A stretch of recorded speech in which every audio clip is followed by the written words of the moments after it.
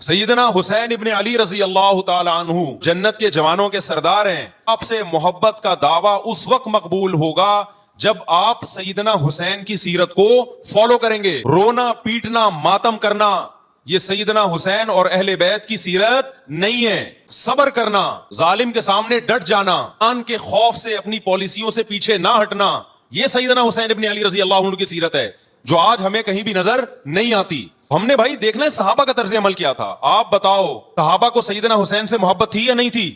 غم کا پہاڑ ٹوٹا ہوگا جب اطلاع ملی ہوگی کہ سیدنا حسین ابن علی اور آپ کے اصحاب اور اہل بیت کو سب کو کربلا میں شہید کر دیا گیا ہے. کیا قیامت گزری ہوگی. کوفہ سے ایک شخص آیا نا، عبداللہ بن عمر سے پوچھنے لگا جو مارنے پر دم کا مسئلہ. انہوں نے فرمایا تم نے پیغمبر کے نواسے کو قتل کر دیا اور مسئلہ یہ پوچھ رہے ہو کہ جو مارنے پر دم آئے گا کہ نہیں آئے گا. ایک طرف تم نے پیغمبر کے نواسے کو قتل کر دیا کربلا میں، اور اب ہم سے آ کے مسئلہ پوچھتے ہو جو مارنا جائز ہے یا نہیں ہے. صحابہ کے ہاں یہ غم کم غم نہیں تھا. حضرت معاویہ رضی اللہ تعالی عنہ کے ہاتھ پہ بھی حضرت حسین نے بیعت نہیں کی، بغاوت بھی نہیں کی. کیوں؟ بغاوت سے ایک اندیشہ تھا. حضرت حسن جو حضرت حسین کے بڑے بھائی تھے، انہوں نے سیدنا معاویہ رضی اللہ تعالی عنہ کے ہاتھ پہ بیعت کی اور اس اختلاف کو ہمیشہ کے لیے اپنی کوشش کے مطابق ہمیشہ کے لیے ختم کر دیا. ہوا نہیں ہوا ایک الگ بحث ہے، لیکن حضرت حسن کا مقصد کیا تھا؟ مسلمانوں کی دو جماعتوں کو میں آپس میں لڑتا ہوا نہیں دیکھ سکتا. لوگوں نے کہا آپ خلافت کے حقدار ہیں، آپ نے فرمایا میں دستبردار ہوتا ہوں سیدنا معاویہ کے حق. حضرت حسن بیعت ہو گئے حضرت معاویہ سے، اور یہ اختلاف کو کیا کر دیا؟ حضرت حسین بیعت نہیں ہوئے. لیکن حضرت حسین نے بغاوت بھی نہیں کی اپنی رائے تھی، حضرت حسن کی اپنی رائے تھی. ان کا خیال تھا کہ بیعت ہونا مسلمانوں کے لیے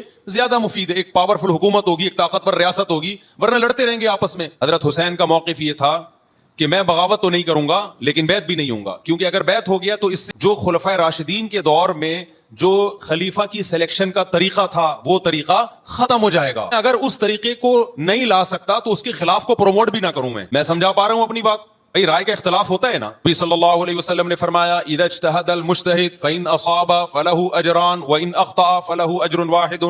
جب کوئی مجتہد اللہ کی رضا کو سامنے رکھ کے اجتہاد کرتا ہے اور غلط کا فیصلہ کرنے بیٹھتا ہے، رائے اس کا مقصد اللہ کی رضا ہو، تو اگر وہ درست نتیجے پہ پہنچے تو 2 ثواب، غلط نتیجے پہ پہنچے تو بھی 1 نیکی اس کو ملتی ہے، اس لیے کہ اس کے بس میں جو خیر خواہی کے لیے جو تھا وہ اس نے کر دیا. رائے کا اختلاف ہوتا ہے. حضرت حسن رضی اللہ تعالیٰ عنہ بیعت ہوئے حضرت معاویہ کے ہاتھ پہ. سیدنا حسین نہ بیعت ہوئے اور نہ آپ نے بغاوت کی، خاموشی اختیار کی. معاویہ رضی اللہ تعالیٰ عنہ نے سیدنا حسین کو تلوار کی زور سے بیعت پر مجبور نہیں کیا، بلکہ نواسہ رسول کا اور وصیت بھی کی لوگوں کو. لیکن جب حضرت معاویہ کے بعد یزید جانشین ہوا، اس کی سب سے بڑی غلطی یہ تھی کہ اس نے واسع رسول صلی اللہ علیہ وسلم اور آپ کے ساتھ جو چند اہل بیت اور چند صحابہ تھے، اس وقت بھی حضرت حسین نیوٹرل تھے. حضرت حسین نے بغاوت کا ارادہ کیا اور نہ بیعت کرنے کا ارادہ کیا. یزید ابن معاویہ کو چاہیے تھا کہ سیدنا حسین رضی اللہ عنہ کو اپنے حال پہ چھوڑ دیتا، اپنے والد کی طرح. حسین رضی اللہ تعالیٰ عنہ کو جب کوفہ سے خطوط آئے، وضاحت اس لیے کر رہا ہوں کہ حضرت حسین بغاوت کے لیے نہیں نکلے تھے، سلمان حاکم کے خلاف بغاوت کے لیے نہیں نکلے تھے، کیونکہ رسول اللہ صلی اللہ علیہ وسلم کی بہت ساری صحیح حدیث ہے اس بارے میں. باغی ہے جو ریاست کے خلاف بغاوت کرتا ہے، اس کو نبی صلی اللہ علیہ وسلم نے پسند نہیں کیا. حضرت حسین رضی اللہ تعالیٰ عنہ کو کوفہ سے خطوط آئے کہ یہاں سارے کے سارے لوگ آپ کے ہاتھ پہ بیعت کرنے کے لیے تیار ہیں. ظاہر ہے جب کسی علاقے کے لوگ دارالخلافہ ہو اور سب بیعت ہونے کے لیے تیار ہوں تو پھر آپ کا جانا یہ بغاوت کا عمل نہیں کہلاتا. حضرت حسین رضی اللہ تعالیٰ عنہ اہل بیت کے ساتھ نکلے. کربلا میں جب پہنچے، مشہور واقعہ آپ 20 دفعہ سن چکے ہیں، وہاں جا کے آپ کو اطلاع ہوئی کہ وہ خبر غلط تھی، اور عبید اللہ بن زیاد نے ایک پورا لشکر بھیجا سیدنا حسین رضی اللہ تعالیٰ عنہ کو مجبور کرنے کے لیے کہ میرے ہاتھ پہ آپ زبردستی بیعت ہو جائے. حسین رضی اللہ تعالیٰ عنہ نے مطالبے رکھے کہ یا تو مجھے واپس جانے دیا جائے، اور اگر بیعت کرنا ہی ہے تو میں دمشق میں امیر کے ہاتھ پہ جا کے بیعت. بہت معقول مطالبے تھے یہ. ابھی کربلا کا واقعہ بیان کرنا نہیں ہے، اس پہ بہت کچھ کہا جا چکا ہے، خود میرا بھی بیان اس پہ تفصیل سے ہو چکا ہے. بعد بھی سیدنا حسین رضی اللہ تعالیٰ عنہ کو مجبور کرنا، عبید اللہ بن زیاد جو بدبخت انسان جو قاتل تھا اہل بیت کا، اسی کے ہاتھ پہ لازمی بیعت ہو، جبکہ وہ امیر بھی نہیں ہے، وہ گورنر ہے ایک علاقے کا. واسع رسول کا خیال نہ کرنا یہ بدترین ظلم تھا جو اس وقت حکومت سے. حسین رضی اللہ تعالیٰ عنہ، دیکھو نبی صلی اللہ، آج ہم دیکھتے ہیں کہ جو بڑا آدمی ہوتا ہے نا اس کی قربانیاں ہوتی ہیں، اس کی بڑی بڑی قربانیاں ہوتی ہیں. چھوٹے اپنے بڑوں کی قربانیوں کو کیش کراتے ہیں. آپ نے دیکھا ہوگا فلاں نے بڑی قربانیاں دی اور بچے موج کر رہے ہیں، دیکھا نا آپ نے. لیکن اللہ تعالیٰ نے رسول اللہ صلی اللہ علیہ وسلم کے نسب کو اس سے محفوظ کیا. ہمارے نبی کے 2 بیٹے حسن حسین، آپ کی نسل حضرت فاطمہ سے چلی ہے، دونوں شہید ہوئے ہیں. بہت بڑی حکمت تھی کہ پیغمبر صلی اللہ علیہ وسلم نے سب سے پہلے تربیت اپنے گھر والوں کی ہے. آج لوگ باہر فنٹر بنے ہوئے ہوتے ہیں، تبلیغیں کر رہے ہوتے ہیں, اپنے گھر کی ان کو پرواہ نہیں ہوتی. نبی صلی اللہ علیہ وسلم نے سب سے پہلے جو تربیت کی ہے کس کی ہے؟ حسن اور حسین کی ہے. جب کربلا میں آپ کو چاروں طرف سے گھیر لیا گیا اور آپ کو مجبور کیا گیا کہ آپ نے ابن زیاد کے ہاتھ پہ بیعت کرنا ہے, تو آپ نے اس ذلت کو گلے لگانے سے انکار کر دیا. آپ کو 100% یقین تھا کہ اتنے بڑے لشکر کے سامنے میں ٹھہر نہیں سکتا, اسباب کی دنیا میں فتح کی امید نہیں ہے. لیکن حضرت حسین رضی اللہ تعالی عنہ نے لڑنے کا فیصلہ کر کے اور شہادت کو قبول کرنے کا فیصلہ کر کے ابن زیاد اور اس زمانے کے حکمران جو اس قتل پہ راضی تھے قیامت تک کے لیے ان پہ لعنت کے سلسلے کا دروازہ کھول دی. بعض دفعہ اللہ بھی یہ چاہتے ہیں کہ بدبختوں کو ڈھیل ملے کہ ان کا جرم سنستدرجہم من حیث لا یعلمون. قرآن کہتے ہیں نا ہم ان کو ڈھیل دیں گے, ان کو برائی میں ہم آگے بڑھنے دیں گے, ایسے بڑھنے دیں گے کہ ان کو خود بھی پتہ نہیں چلے گا, کہ قیامت کے دن ان کا عذاب ان کو کئی گنا بڑھا کر دیا جائے. اب میرے بھائی ہمارے لیے کیا سبق ملتا ہے؟ جب یہ واقعہ ہوا عالم اسلام میں کوہرام مچ گیا, لیکن کیا اس واقعے کے بعد اہل بیت کی جو مقدس اور پاکیزہ عورتیں تھیں, کیا انہوں نے نوحہ کیا یا صبر کیا؟ آپ کا ضمیر کیا کہتا ہے؟ انہوں نے نوحے پڑے ہوں گے یا صبر کیا ہوگا؟ بن عمر رضی اللہ تعالیٰ عنہ جو کوفہ والوں کو ملامت کیا کرتے تھے کہ تم جو مارنے کے مسئلے ہم سے پوچھتے ہو, تم نے حسین کا قتل کر دیا, تو یہ حضرت ابن عمر نے اسی لیے کہا نا کہ آپ کو اس کا غم ہوا تھا. عمر کا عمل کیا تھا؟ انہوں نے ماتم کیا؟ کیا انہوں نے چھروں سے اپنے آپ کو مارا؟ حضرت حسین کا قتل بھی ظالمانہ, اور اس سے پہلے سیدنا عثمان کا قتل بھی ظالمانہ. اگر نوحہ یا ماتم جائز ہے تو حضرت عثمان کی شہادت کے دن بھی جائز ہے, حضرت حسین کی شہادت کے دن بھی جائز ہے, اور اگر ناجائز ہے تو جیسے عثمان کی شہادت کے دن ناجائز, حسین کی شہادت کے دن بھی ناجائز ہے. سمجھ میں آ رہی ہے بات کہ نہیں آ رہی ہے؟ قرآن کیا کہتا ہے ایسے مواقع کے بارے میں؟ کا امۃ قد خلت لہا ما کسبت ولکم ما کسبتم. قرآن جب بھی پرانی امتوں کے واقعات بتاتا ہے, قرآن کہتا ہے یہ ایک قوم تھی جو گزر گئی, انہوں نے جو کیا اس کا بدلہ ان کو ملے گا, تم جو کرو گے اس کا بدلہ تمہیں ملے گا. تو ہمیں اللہ نے اس واقعے میں بھی بتا دیا کہ سیدنا حسین کا واقعہ, کربلا کا واقعہ جب سنا کرو تو یہ سوچا کرو یہ قوم تھی جو گزر گئی, جس نے اچھا کیا, حسین ابن علی نے اچھا کیا, ان کو اس اچھائی کا بدلہ ملے گا. اور جو حضرت حسین کے قتل کے حضرت سیدنا حسین کے مبارک خون سے جن کے ہاتھ آلودہ ہوئے, کیونکہ قتل کیا نا انہوں نے, لہا ما کسبت, ان کو اس ظلم کا بدلہ بھی ملے گا. تو ہمارا کام کیا ہے؟ نے فالو کرنا ہے حسین کے راستے کو, نہ کہ حسین کے نام پہ ہم نے ماتم کرنے ہیں. حسین کا راستہ کیا ہے جس کو ہم نے فالو کرنا ہے؟ اب میں چند چیزیں آپ کو بتاتا ہوں. سب سے پہلا سبق جو ہمیں کربلا میں ملتا ہے, عزت اور دین اب دنیا ہے. دیکھو اگر حضرت حسین رضی اللہ تعالیٰ عنہ ابن زیاد کے ہاتھ میں جا کے بیعت ہو جاتے, کیا سمجھتے ہو بے تحاشا مال و دولت حضرت حسین پہ خرچ نہیں کرتا کیا وہ؟ جب ایک بڑا آدمی کسی کے ہاتھ پہ بیعت ہوتا ہے تو اس کو بھی تو فائدہ ہوتا ہے نا اس سے. اور کیا حضرت حسین کو یقین نہیں تھا کہ کربلا میں شہید ہو جاؤں گا؟ اور نصرت کی اسباب کی دنیا میں کوئی امید نہیں تھی, مگر آپ نے اہل بیت کو کربلا میں رسوا کرنے پر عزت کی موت کو ترجیح دی ہے. آج اگر آپ میں یہ ظرف ہے کہ آپ عزت کی موت کو ذلت کی زندگی پر ترجیح دیتے ہو تو پھر آپ حسینی ہو. نہیں یہی بات میرا خیال ہے سمجھ. سیدنا حسین کی سخاوت کے واقعات ہیں. سیدنا حسین باغی نہیں تھے رضی اللہ عنہ. پھر جو اہل بیت کا طرز عمل کیا تھا, محرم میں کیا کیا ہو رہا ہے میں آپ کو بتاتا ہوں. ان میں سے کوئی بھی عمل نہ ہمیں قرآن سے ملتا ہے نہ صحابہ سے ملتا ہے ہمیں. تو ما انا علیہ و اصحابی جو جنتی فرقہ ہوگا اس کی جو علامتیں ہیں, تو جب آپ ان علامتوں کے خلاف چلو گے, صحابہ اور تابعین کو فالو نہیں کرو گے, تو آپ پھر اپنے آپ کو سنی کہنا چھوڑ دو. آپ مجھے اسلام میں کوئی مہینہ منحوس ہے, کوئی مہینہ منحوس ہے. اب محرم کو منحوس کیوں کہتے ہیں لوگ؟ مجھے کہتے ہیں مفتی صاحب فرقہ واریت پھیلا رہے ہیں. دیکھو فرقہ واریت جب پھیلا رہا ہوں جب میں کسی فرقے کے خلاف آپ کو کر رہا ہوں. میرے بیان شیعہ لوگ بھی سنتے بھی ہیں. بہت دفعہ ایئرپورٹ پہ ملاقات ہوئی, بڑی عزت سے ملے, میں شیعہ ہوں, آپ سے محبت کرتا ہوں. مسجد میں بھی آتے ہیں, میں نے کبھی کسی پہ طنز نہیں کیا. اس لیے میں بار بار کہتا ہوں جو شیعہ کا مذہب ہے اس کو کرنے دو. وہ سبیلے لگاتے ہیں, آپ ان کو مت چھیڑو, جا کے تنگ نہ کرو ان کو. وہ ماتم کرتے ہیں, آپ ان کو مت چھیڑو. نوحے کرتے ہیں, وہ نوحے پڑھتے ہیں, آپ ان کو مت چھیڑو. لیکن آپ اپنی پوزیشن واضح کرو کہ آپ شیعہ ہو یا آپ سنی ہو. آپ تو ایک طرف ہو جاؤ نا. محرم میں اگر آپ مرضیے لگا کے گھوم رہے ہو گاڑیوں میں, مینز آپ سنی. نبی صلی اللہ علیہ وسلم کی حدیث ہے ہمارے پاس, ہم اہل سنت والجماعت ہیں, ہم سنت کو فالو کرتے ہیں. تو سنت کیا کہتی ہے؟ میتوں پہ گریبان کرنا, میتوں پہ چیخ و پکار کر کے رونا. آپ نے فرمایا لیس منا, وہ ہم میں سے نہیں ہے. اور اس عمل پہ آپ صلی اللہ علیہ وسلم نے لعنت فرمائی ہے. کہتے ہیں حسین کی یاد میں رونا نبی کی سنت ہے. نبی صلی اللہ علیہ وسلم کو جب جبریل نے بتایا کہ حسین شہید ہوں گے, آپ روئے, اس لیے کہ اس وقت آپ کو یہ خبر ملی تھی. لیکن کیا ہر محرم میں آپ نے رونے کا پروگرام کیا ہے؟ صحابہ کو بیٹھ کے باقاعدہ رلایا ہے آپ نے؟ کیا ہو گیا بھائی؟ کو بھی جب کربلا کا واقعہ کی خبر ملی آپ کی آنکھوں میں آنسو آ جائے، یہ نیچرل ہے، یہ حسین سے محبت کی علامت. لیکن ہر محرم میں باقاعدہ بٹھا کے رونے کا پروگرام کرنا یہ حسین سے محبت کی علامت نہیں ہے، بلکہ شریعت میں ناجائز ہے یہ غموں کو بڑھانا. یہ کہاں سے جائز ہو گیا؟ عثمان بھی تو شہید ہوئے تھے، نبی صلی اللہ علیہ وسلم کے داماد تھے، ان کی یاد میں آپ رونے کو سنت کیوں نہیں کہتے؟ کی نظر میں حسین کا قتل بھی بہت بڑا ظلم اور سیدنا عثمان کا قتل بھی بہت بڑا ظلم تھا. مظلوم تھے، دونوں مظلوم شہید تھے، ہمیں دونوں کی شہادت پہ غم ہے، لیکن اب اس غم کو مناتے نہیں ہے. اسلام میں غم منانا سنت نہیں ہے. دیکھو جعفر طیار رضی اللہ عنہ، نبی کے چچا زاد بھائی، اہل بیت، آپ صلی اللہ علیہ وسلم نے ان کو لڑائی کے لیے میدان جنگ میں بھیجا. رومیوں سے لڑائی تھی. حضرت جعفر طیار کی 4 بیویاں تھیں. نبی صلی اللہ علیہ وسلم مسجد نبی میں بیٹھے، آپ کو فرشتوں نے اطلاع دی کہ جعفر طیار شہید ہو گئے. آپ صلی اللہ علیہ وسلم کی آنکھوں سے آنسو. یہ آنسو اس وقت نکلے جب عین شہادت کی اطلاع ملی ہے. اس وقت آنسوؤں کا نکلنا محبت کی علامت ہے. آپ نے صحابی رسول کو بھیجا کہ جاؤ آپ کی زوجات کو، بیویوں کو جا کے خبر دو کہ جعفر طیار شہید ہو. قربانی تھی صحابہ کی. آپ دیکھو ایسے جوان تھے جعفر طیار، خوبصورت جوان. غزوہ بدر میں جب مشرکین مکہ نے یہ نعرہ لگایا کہ حل میں مبارز، 3 سردار آئے، انہوں نے کہا پہلے تمہارے اندر سے 3 بہادر آئے، ہم سے لڑیں.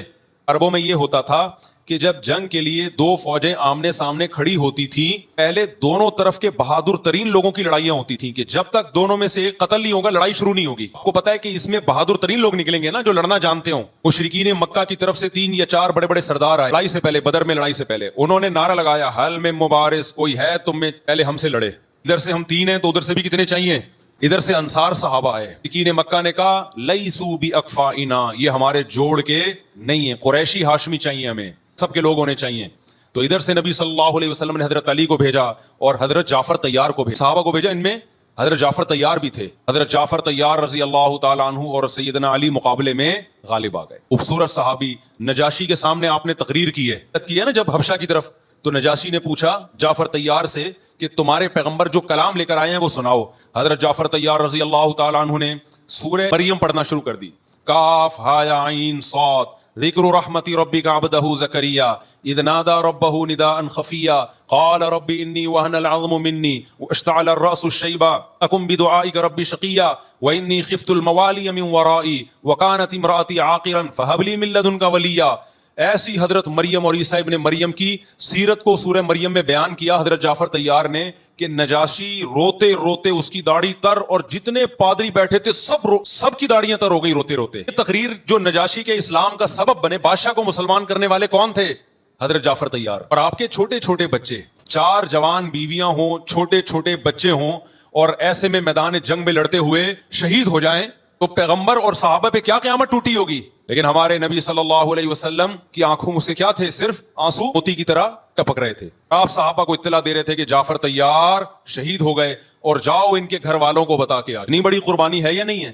دینے والا آپ کی ازواج کو بتا کے آیا کہ جعفر طیار شہید ہو گئے. آپ کے گھروں سے خواتین کے رونے کی آوازیں آئیں. آپ صلی اللہ علیہ وسلم نے فرمایا ان سے بولو کہ اپنی آواز کو پست کرو. پھر چیخو پکار کی آواز آئی تو آپ نے فرمایا کہ اگر دوبارہ چیخو پکار کی آواز آئے تو ان کے منہ پہ خاک پھینک. شہید کی بیوہ تھیں اور شہید بھی کتنے مقدس، ان کو بھی نبی صلی اللہ علیہ وسلم نے نوحہ کرنے کی اجازت نہیں دی. اس دن جس دن غم پہنچا ہے اس دن بھی چیخو پکار کی اجازت نہیں دی ہے. تو آپ بتاؤ اگلے سال اس تاریخ کو چیخو پکار کی کیسے اجازت مل جاتی؟ نہیں آئی میرا خیال ہے بات سمجھ میں. جب غم پہنچا ہے اس وقت چیخنے چلانے کی اجازت نہیں ہے.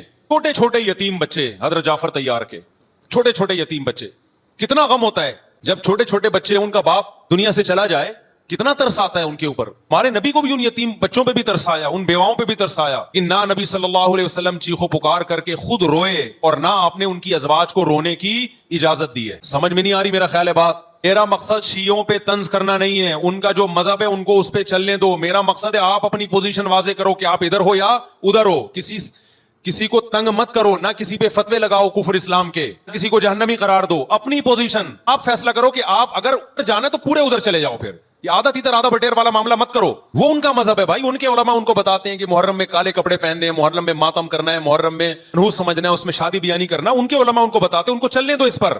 دنیا میں بہت سے فرقے ہیں، بہت سے مذہب ہیں. ہم کسی کو نہ ختم کر سکتے ہیں نہ کسی کے خلاف نفرت پیدا کر سکتے ہیں. اس سے کوئی چیز حاصل نہیں ہو. کسی سے نفرت کرنے کی ضرورت نہیں، فتوے لگانے کی ضرورت نہیں، لیکن آپ کو اپنی پوزیشن واضح کرنی پڑے گی کہ میں کہاں کھڑا ہوں. اگر آپ سنی ہو تو پھر اہل سنت والجماعت صحابہ تابعین کو فالو کرتے ہیں, حدیث کو فالو کرتے ہیں, اور حدیث میں ہمیں ماتم کرنا, نوحہ کرنا, گریبان چاک کرنا اس کی پرمیشن نہیں ہے, بلکہ اس سے روکا گیا ہے, اس عمل کو حرام اور ناجائز قرار دیا گیا ہے. بات آ رہی ہے سمجھ میں؟ باقی جو شیعہ حضرات کرتے ہیں, ہمارے دوست ہیں شیعہ, میں مذاق میں نہیں کہہ رہا, ملتے ہیں ہم سے, میں کبھی ان سے مذہب کے ٹاپک پہ بات نہیں کرتا, نہ ان کو کبھی چھیڑتا ہوں کہ آپ یہ کیوں کر رہے ہو, یہ کیوں نہیں کر رہے. بھائی اس کا مذہب ہے, وہ اس کا فرقہ ہے, جو کرنے دو اس کو. ہم اہل سنت والجماعت میں, سمجھ میں آ رہی ہے بات کہ نہیں آ رہی؟ پھر ربیع الاول کا مہینہ آئے گا, اس میں بھی آپ اپنی پوزیشن واضح کرو, آپ ادھر ہو یا ادھر ہو. فرقے ہیں دیوبندی, بریلوی, نہیں کہہ رہا کہ کون جنتی کون جہنمی, لیکن صغیر میں جن کو دیوبندی کہا جاتا ہے, نظر و نیاز تیجے 40 میں کے قائل, ان کی کتابوں میں لکھا ہوا ہے, وہ اس کے قائل نہیں. اگر کوئی بزرگ ان میں قائل گزرا بھی ہے تو اس کا ذاتی تفرد ہے, اس کو علماء نے فالو نہیں کیا, اس کو ان کی اجتہادی غلطی قرار دیا ہے. ربیع الاول میں جلوس نکالنا یا مزار بنانا یا مزاروں پہ جانا اس نیت سے کہ وہاں جا کے ہم کوئی قوالی پڑھیں گے یا کچھ بھی, ارے ہاں قبرستان جانا صرف اس لیے ہے کہ آخرت کی یاد تازہ ہو, بس. اس کے علاوہ اور کوئی کانسیپٹ نہیں ہے. ہمارے ہاں قبر ایک بالش سے زیادہ اونچی بنانا جائز, قبر پکی کرنا جائز نہیں ہے, تیجے 40 میں کرنا جائز نہیں. آج ایک صاحب آئے, کہنے لگے میری ساس کا 40واں ہے, فجر میں کہنے لگے میں نہیں گیا تو بڑا مسئلہ ہو جائے گا. کہ بھائی ایک فیصلہ کرو, گرین چینل یا وائٹ چینل, ایک طرف ہو جاؤ بھائی, کیونکہ وائٹ چینل میں یہ جائز نہ 40واں ہے نتیجہ ہے. مذاق اڑاتے ہیں, مر گیا مردود نہ فاتحہ نہ درود, کچھ بھی کہتے رہو, تو پھر پورے ادھر کو ہو جاؤ, تو پورے وائٹ ہو جاؤ یا پورے کیا ہو جاؤ, گرین ہو جاؤ. پھر تیجا بھی کرو, 40واں بھی کرو, برسی بھی کرو, پھر اس کے بعد جھنڈے بھی لگاؤ ہرے رنگ کے. نہیں کہہ رہا دیوبندی صحیح ہے یا بریلوی صحیح ہے, دیکھو میں یہ بحث نہیں کر رہا, میری بات کو غلط نہ لے کے جانا. میں کہہ رہا ہوں آپ اپنی پوزیشن واضح کرو, صحیح غلط تو اگلا مرحلہ ہے. آپ کیا ہو, آپ کو تو یہی نہیں پتا چل رہا, ٹول میں ہرے جھنڈے لے کے گھوم رہے ہو, آن میں آپ چینل بنے ہوئے ہو, محرم میں آپ بلیک چینل بنے ہوئے ہو, تو پتہ ہی نہیں چل رہا تو ہے کیا بھائی. جب 73 فرقوں میں ایک جنتی ہے تو ایک کو فالو کرو نا جس کو جنتی سمجھتے ہو. اگر آپ سمجھتے ہو کہ بلیک چینل یا شیعہ فرقہ جنتی ہے تو پورے شیعہ ہو جاؤ بھائی. اگر آپ سمجھتے ہو بریلوی فرقہ جنتی ہے تو پورے بریلوی ہو جاؤ. کو سمجھتے ہو وہ بن جاؤ, لیکن پورے بنو, ادھورے مت بنو, آدھا آدھا نہ لو. بات سمجھ میں آ رہی ہے؟ میں پھر بتا رہا ہوں, نہ میں کسی کو جنتی کہہ رہا ہوں نہ جہنمی. میں یہ نہیں کہہ رہا دیوبندی جنت میں جائیں گے یا بریلوی جائیں گے یا شیعہ جائیں گے, یہ تو اللہ فیصلہ کرے گا. ہم تو وہ کریں گے جو ہماری کھوپڑی میں آ رہا ہے. ہماری کھوپڑی میں یہ آ رہا ہے کہ جس کو بھی کرو تو ایک کو کرو پورا, تاکہ ایک طرف ہو جاؤ. آدھے تیتر آدھے بٹیر مت بنو آپ, اور دوسرے کو چھیڑو بھی نہیں, چھیڑنے کی بھی ضرورت نہیں ہے. کوئی جو کر رہا ہے کہ بھائی اس کا مذہب ہے. دیکھو ہندو مندر میں جاتا ہے نا, ہماری رائے کے مطابق صحیح کر رہا ہے غلط کر رہا ہے, لیکن ہم چھیڑتے ہیں کیا؟ اسلام نے اجازت دی اس کو چھیڑنے کی, جا رہا ہے اس کو پکڑ کے لا کیوں جا رہا ہے بھائی؟ اسلام بولا ہے بھائی لکم دینکم ولی دین, تمہارے لیے تمہارا دین, ہمارے لیے ہمارا دین. لا اکراہ فی الدین, دین میں زبردستی نہیں ہے, جو کر رہا ہے اس کو کرنے دو. اسلامی تاریخ میں کوئی ایک مندر بھی ہمارے علم میں نہیں ہے کہ اس میں ہندوؤں پہ پابندی لگی ہو کہ مندر نہیں جا سکتے. جب تک اسلامی حکومتیں رہی ہیں, ہندوستان میں 1000 سال مسلمانوں نے حکومت کی ہے, ہندوؤں کو مندر جانے سے روک دیتے تو آج یہ مندر ختم ہوتے. اسلامی حکومت جب ختم ہوئی ہے تو بھی مندر لاکھوں کی تعداد میں مندر تھے. مسجد جانے کا حکم دیتا ہے یا چرچ جانے کا؟ بولو. چرچ جانے کو غلط سمجھتا ہے کیونکہ وہاں غیر اللہ کی, عیسیٰ ابن مریم کی عبادت ہو رہی ہے. لیکن کیا اسلام آپ کو پرمیشن دیتا ہے کہ کوئی عیسائی چرچ جا رہا ہو تو آپ اس کو روکو؟ اجازت دیتا ہے؟ یا اسلام یہ کہتا ہے کہ اس سے بدتمیزی شروع کر دو؟ آپ بولو کیا ہو گیا, آپ کو سبق یاد کرا رہا ہوں میں, بدتمیزی شروع کر دو. یا اسلام یہ اجازت دیتا ہے کہ اس سے اچھا سلوک نہ کرو؟ پتہ نہیں, اجازت نہیں, بلکہ قرآن تو کہہ رہے ہیں ان اللہ یحب المقسطین, جو غیر مسلم تم سے لڑ نہیں رہے میدان جنگ میں, تو تمہیں اچھا سلوک کرنا پڑے گا, کیونکہ اللہ اچھا سلوک کرنے والوں کو پسند کرتا ہے. صحابہ کرام غیر مسلموں کو بھی ہدیے دیا کرتے تھے, نبی صلی اللہ علیہ وسلم نے یہودیوں کو بھی ہدیے دیے. جو مذہب اسلام کی طرف منسوب نہیں ہے, جب ہمیں ان سے اچھے سلوک کا حکم ہے, تو جو مذہب اسلام کی طرف منسوب ہے, طے نظر اس سے کہ وہ اس دعوے میں سچے ہیں یا جھوٹے, یہ تو بحث ایک الگ ہے, لیکن نسبت کس کی طرف کر رہے ہیں؟ اسلام کی طرف. میں ان سے بدتمیزی بدسلوکی کی کہاں سے اجازت ہوگی؟ میں نہیں کہہ رہا کہ آپ شیعہ بریلویوں سے دشمنی کرنا شروع کر دو, دعوتیں اٹینڈ نہ کرو, ان سے کاروبار چھوڑ دو, یا ان کو جا کے تنگ کرو, کیوں سبیل لگا کے بیٹھے ہو, کیوں ماتم کر رہے ہو, یہ کام مت کرو آپ. ہمارا ملک اس فرقواریت کا متحمل نہیں ہے, فساد پھیلتا ہے. لیکن اپنی پوزیشن آپ واضح کرو, ایک لکیر ہے آپ کھینچ دو. اگر کوئی شخص آپ کے سامنے صحابہ کو برا بھلا کہتا ہے, آپ بولو بھائی یہ میری باؤنڈری کیا ہو رہی ہے, کراس. میرے سامنے آپ کو ان بزرگوں کے خلاف بولنے کی اجازت نہیں ہے جن سے مجھے عقیدت. اگر یہ کام آپ نے کیا تو ہماری اور آپ کی راہیں الگ الگ. آپ کا جو مذہب ہے بھائی, آپ بند کمرے میں, آپ کے امام بارگاہ میں, آپ کے مسجدوں میں, یا جہاں بھی ہے وہ آپ کا نجی معاملہ ہے. ہمارے سامنے آپ نے کوئی ایسی بات نہیں کرنی جو ہمارے عقیدے کے میں دوستی رہے گی. اب دیکھو عیسائی آپ سے ملتا ہے, آپ گپ شپ کرتے ہو, کھانا کھاتے ہو, لیکن عیسائی بار بار بولے میں آپ کے نبی کو نہیں مانتا, میں آپ کا نبی, آپ بولے گا بھائی تو نہیں مانتا تو ہم نے کب کہا کہ مان تو, میرے سامنے بار بار کیوں کہہ رہے کہ میں تیرے نبی کو نہیں مانتا؟ یہاں سے آپ کی اس کی دوستی کیا ہو جائے گی؟ پھر مسلموں کو بھی دو قسمیں, کسی بھی مسلک کے لوگوں سے ملو, کسی بھی فرقے کے لوگوں سے ملو, कोई झगड़ा नहीं, कोई बहस नहीं, एक दूसरे को खाना भी है, एक दूसरे को खिलाना भी है, एक दूसरे से खाना भी है, एक दूसरे की दावतों में भी शिरकत करनी है। जहां मजहब का मामला आए तो फिर आप किसी से बहस ना खुद करो ना किसी को करने की। अगर कुछ सीखना चाहता है तो आप बोलो भाई उलमा के पास आ जाओ, आपको कोई इश्काल है तो हम वहां आपका इश्काल हल कर देंगे। इससे आगे बढ़ने की कोशिश तो मत करो, मुल्क में अमन होगा। फिरके हमेशा से हैं भाई, आज कोई नए थोड़ी हैं, और ये हमारा काम थोड़ी है फिरके खत्म करना। ये तो ईसा इब्ने मरियम जब नाजिल होंगे, हजरत मेहदी आएंगे, वो तलवार की ताकत से खत्म करेंगे, उनके पास ये अथॉरिटी होगी कि वो फिरकों को खत्म करें। आपने ये करना है कि दूसरे के मसलक को छेड़ना नहीं है और अपना छोड़ना नहीं है। मसला आपके साथ ये हो रहा है कि दूसरे को छेड़ भी रहे हो और अपना छोड़ भी रहे हो, दोनों उल्टे काम कर रहे हो। एक तरफ बहस कर रहे होते तुम ऐसे और दूसरी तरफ कोई बने हुए होते थोड़े दिनों में जाके। हाँ बता रहा हूं वो नजर न्याज वाली नहीं, वो सबको पता है। ऐसी दावत ना हो जिसमें बिदअत की ताईद हो। आप जो कर रहे हो ना वो ये कर रहे हो, दूसरे को छेड़ भी रहे हो, जिससे मुल्क में बदअमनी फैल रही है। तकरीरें सुनो, शिया ऐसे, बरेलवी ऐसे, देवबंदी ऐसे, अहलेदीस ऐसे, तकरीरों से क्या फैल रही है? नफरतें। और फिर मुहर्रम में आप खुद शिया बने हुए होते हो, रबीउल अव्वल में आप ग्रीन चैनल बने हुए होते हो, और रमजान में आप चैनल बने हुए होते हो।